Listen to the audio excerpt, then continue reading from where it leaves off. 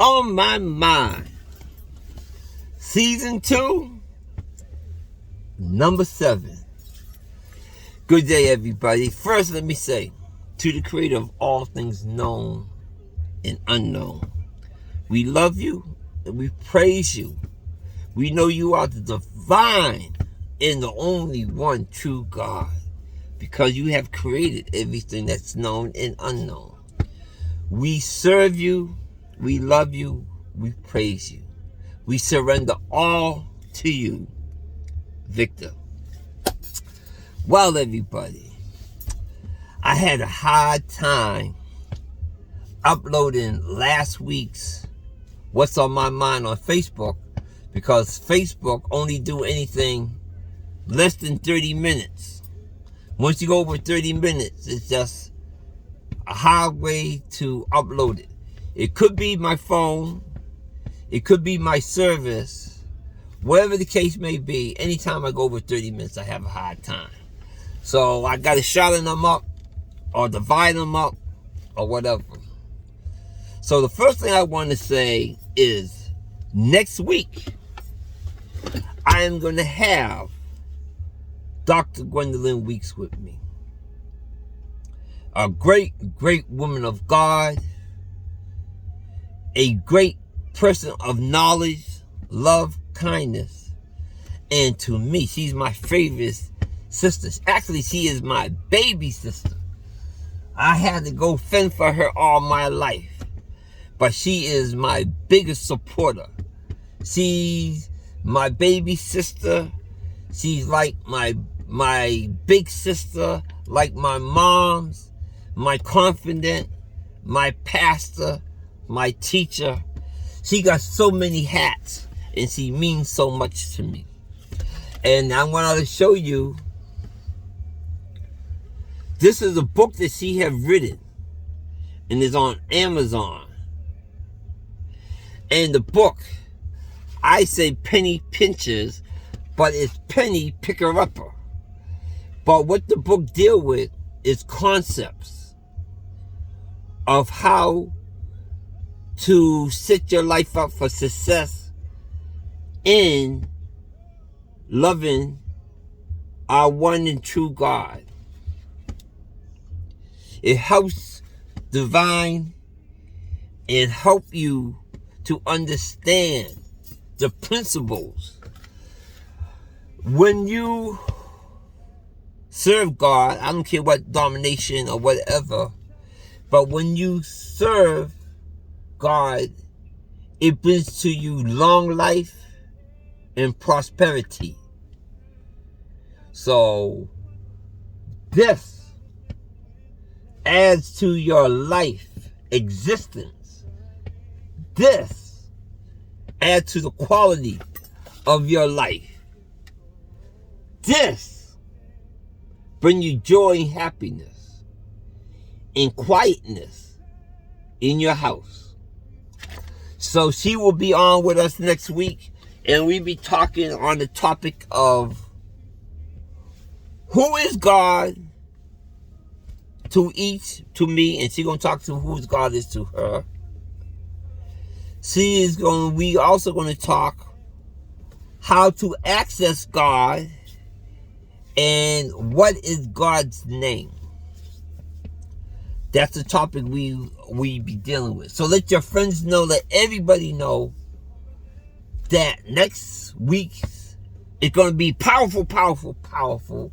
But hopefully all What's on My Mind is powerful.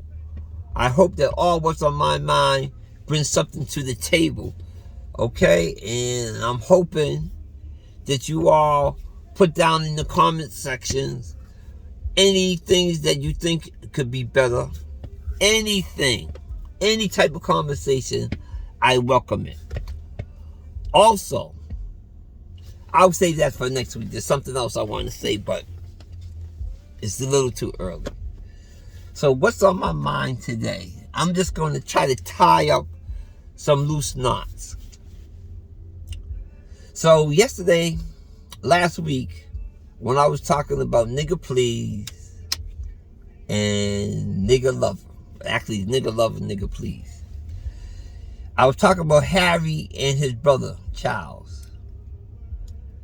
The bond, I said they tight like this because they grew up and they only had each other. Now, circumstance have them going down two different paths. Because Charles has the responsibility of royalty, the responsibility of white superiority, the responsibility of being the role model of what the outside forces want to portray white stability is to be. He has to be quiet and show no support to his brother. But Harry is a very intelligent person. He understands the two roads. Harry has a lot of the understanding of power that his brother has to go through. He understands it, and he does not want to harm his brother in any way or the family, even though that he is being a thorn in their side. Circumstance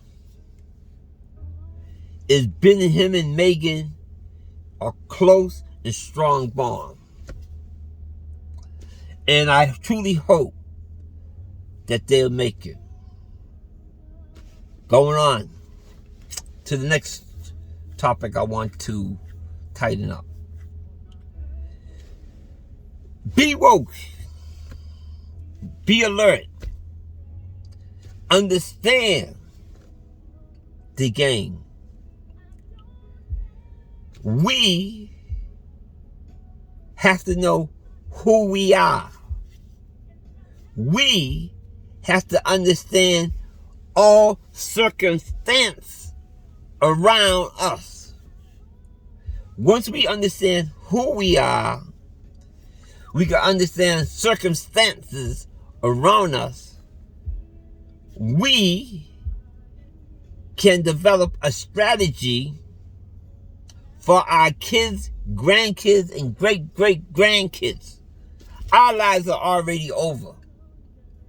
But what we do today could set the path on which our children will go down.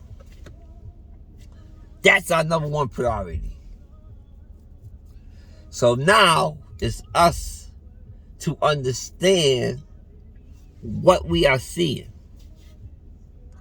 Right now, they go into court and they're having these court cases with all these people killing black people in the news.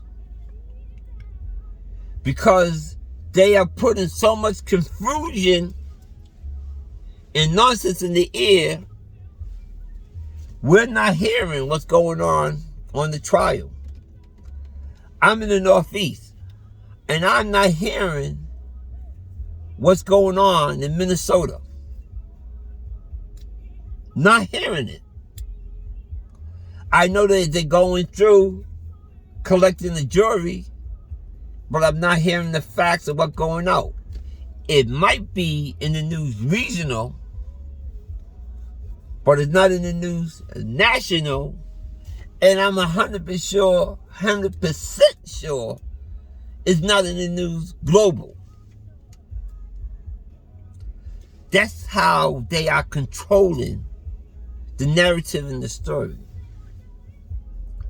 Besides all stories, everything in our life is being whitewashed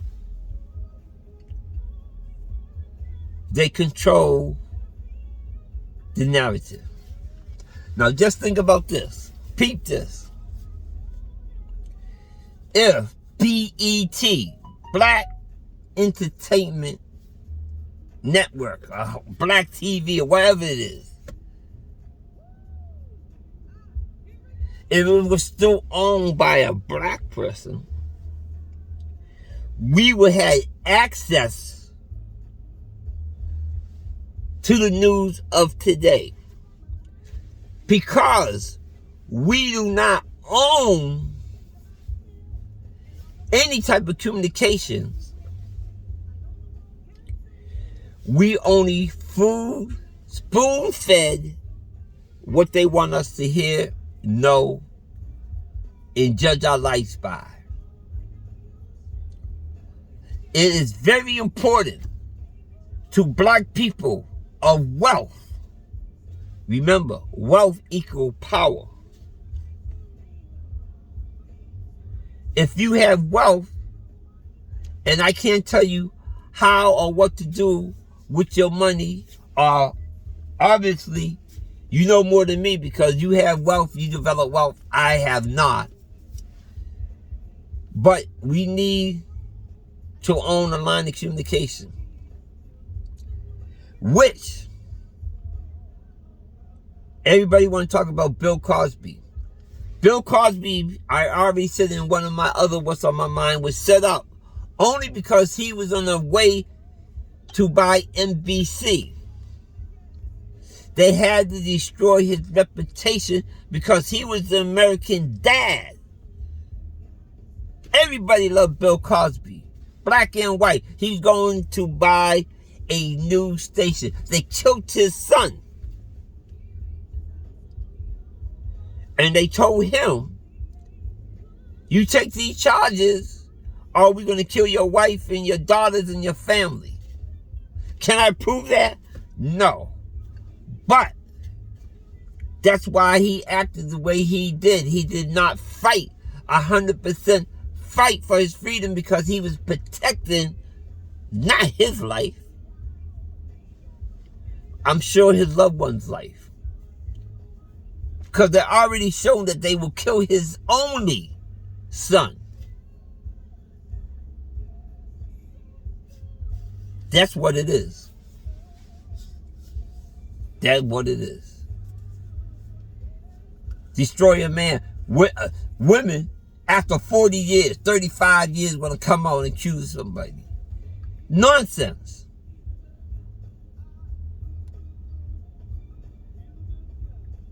At the best, they only have he say, she say shit.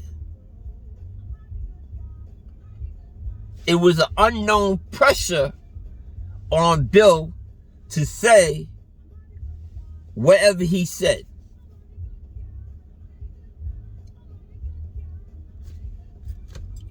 So they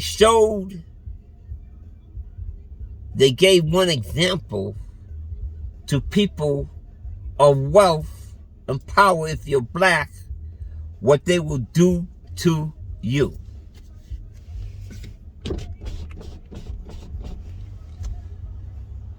But they cannot scare us. They cannot control us. And here's a solution for that situation. If all of us together come as a community, if me, you, everybody, if we start a fund, every black person in America, they say there's only what? We used to be 40 million. We're down to what? 14 million, 25 million. If all of us give up $100 a piece, we could start our own network. For the people, by the people, owned by the people. There is absolutely nothing they could do about it but try to get in there some way. Take over our network like they take over our communities. Pivot again. We have to start preparing for the backlash to come.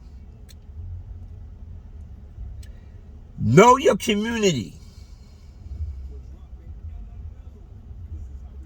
Know your community.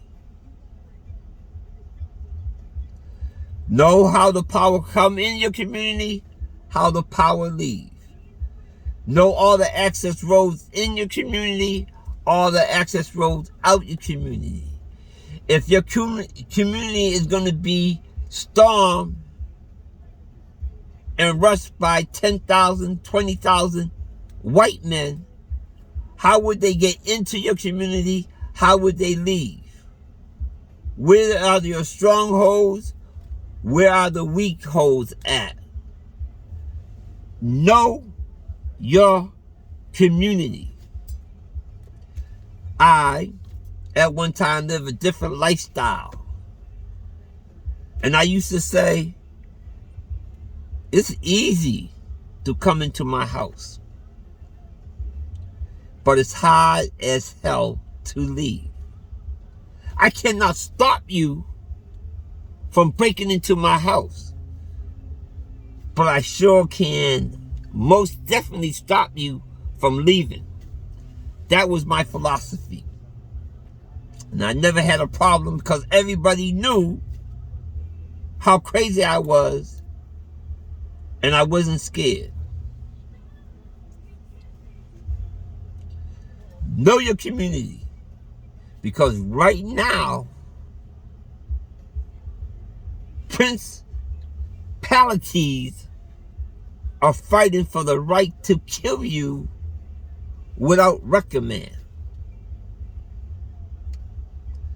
All this stuff that we are seeing with the Capitol and with white people fighting each other, fighting white people or fighting other white people with privilege.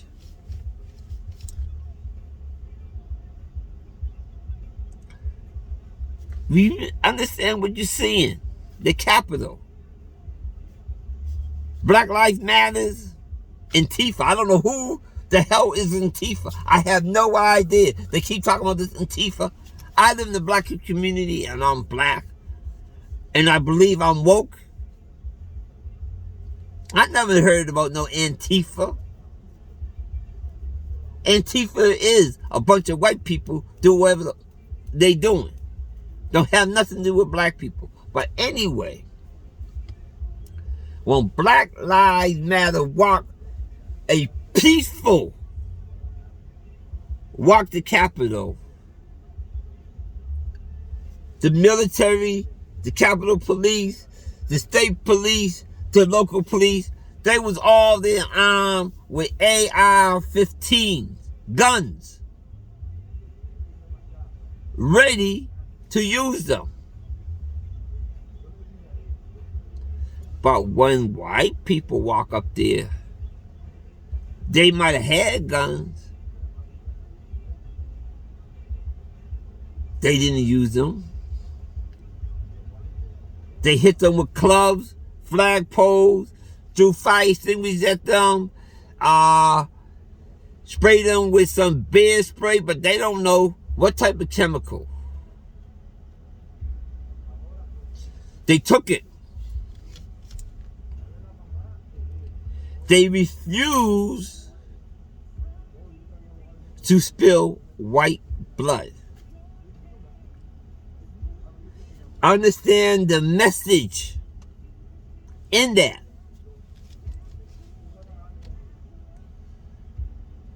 Understand the message.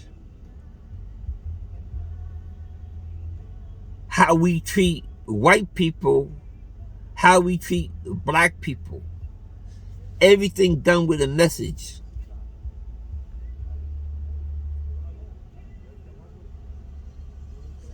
And now, They're planning big things. Know your community. Flip again. I had another topic and it jumped out, man. I had all these things boom, boom, boom, boom in my mind. I got to keep this short. Also, I want to speak about Byron Trump.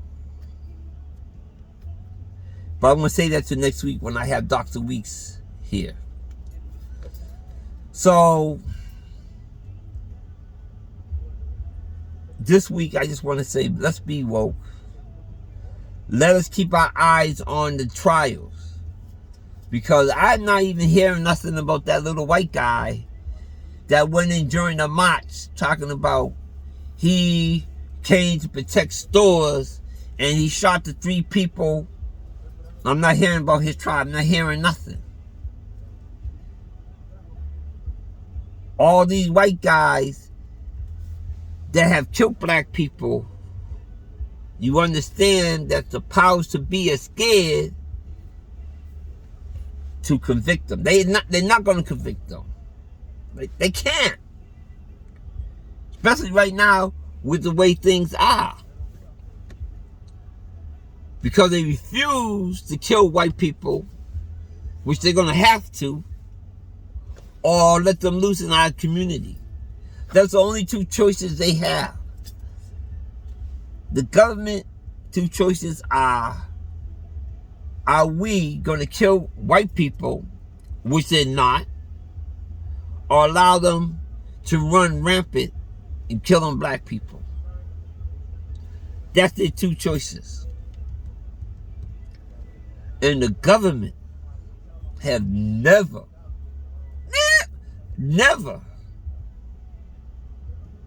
done anything for our benefit.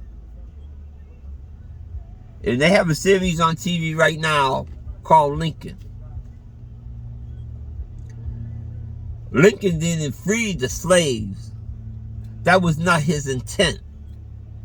His intent was to keep the Union together, to keep the country unified. And that is something that he had to do, was free the slaves, because because white people do not live in today. They live in tomorrow and years to come. That slavery would have brought this country down. They know the Bible. Not the Bible that we reading, but the true Bible. With the facts. He know that we are the children of God. He know that we are Hebrews and Israelites. And there's a price that need to be paid by all that we're doing.